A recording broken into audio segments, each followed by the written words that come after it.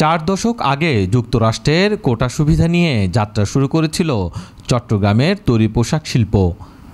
80-90 দশকে তরুণ উদ্যোক্তারা, বিশেষ করে এশিয়ান গ্রুপের মোহাম্মদ আব্দুস সালামের মতো উদ্যোক্তারা যুক্তরাষ্ট্রের বাজারে ব্যবসা গড়ে তোলেন।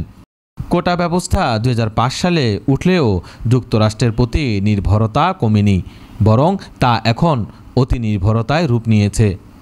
2024-25 অর্থবছরে এশিয়ান গ্রুপের 13টি কারখানার মধ্যে 7টি শুধু যুক্তরাষ্ট্রে রপ্তানি করেছে।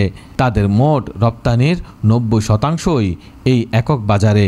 চট্টগ্রামের বহু পোশাক কারখানার রপ্তানি চিত্র প্রায় একই রকম, অথচ এখন সেই নির্ভরতা বড় ঝুঁকিতে রূপ নিচ্ছে।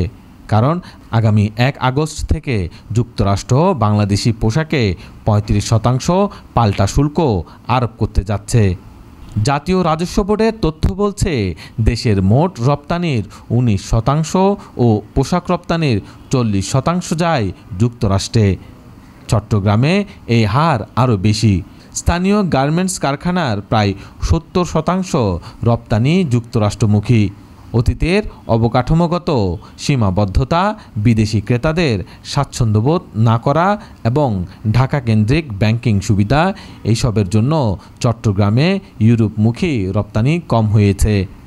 বিজিএমইএর তথ্য অনুযায়ী 2006 থেকে 2015 সালের মধ্যে চট্টগ্রামে নতুন কারখানার সংখ্যা অনেক কমে গেছে।